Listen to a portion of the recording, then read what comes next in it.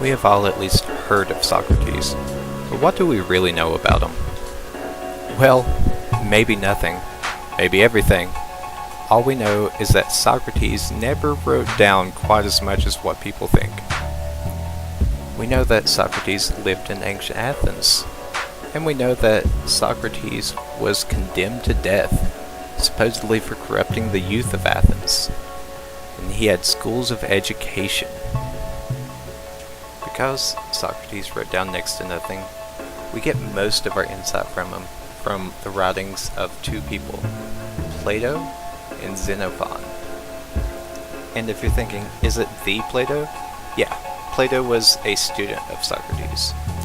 So it is that we have to take everything we know about Socrates with a grain of salt, as these can be tainted from unconscious subjective motivation. Although Socrates was condemned to death for being a teacher and corrupting youth, he denied that he was a teacher. He mostly denied it by definition. He claimed to not be a sophist, and did not transmit knowledge that he possessed to someone who lacked it. He charged no fees, and claimed to have no command over any such knowledge. In the dialogues, he is quoted as saying, "We are inquiring whether the good men of today and of the past knew how to pass on to another the virtue they themselves possessed, or whether a man cannot pass it on or receive it from another." As you can see, he had a different way of conceptualizing mind and character and how they were acquired. In that, he defined recollection to a process akin to dredging up knowledge from one's own resources. What Socrates is most known for is his view on learning and teaching. Socrates believed that you cannot send knowledge, like you could with a data cable on a computer. Rather, you can only act as a conduit to someone else's mind.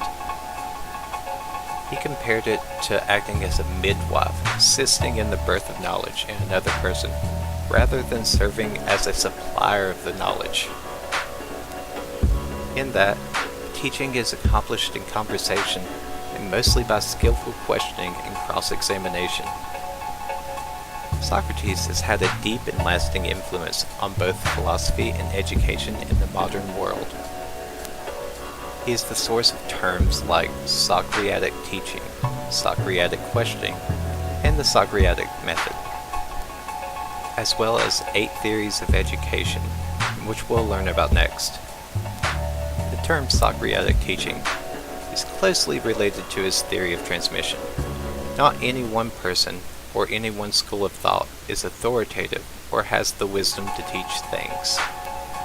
The term Socratic questioning is closely related to his theory of learning. It is a style of questioning that finds clear expression of truth that is implicitly known by the person being questioned.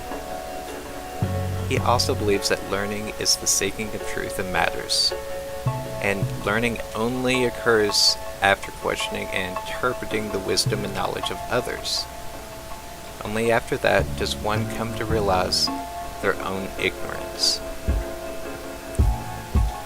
The last term, Socratic method, is closely related to his theory of transmission. Socrates does not believe that any one person or any one school of thought is authoritative or has the wisdom to teach. Truly defining his 8 theories of education can take upwards of an hour, so to end my presentation, I will hit the highlights. His first theory is the theory of value, or what knowledge is important and what is trivial. His theory of knowledge claims that there are 2 different kinds of knowledge: ordinary knowledge, not worth mentioning, and definitional knowledge, defining words and concepts. The theory of human nature states only human beings can distinguish virtue or knowledge from ignorance, and human intellect has infinitesimal potential. Theory of learning says learning only occurs after questioning and interpreting wisdom and knowledge of others.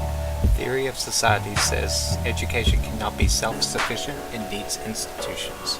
This concludes my presentation. I hope you have been enlightened.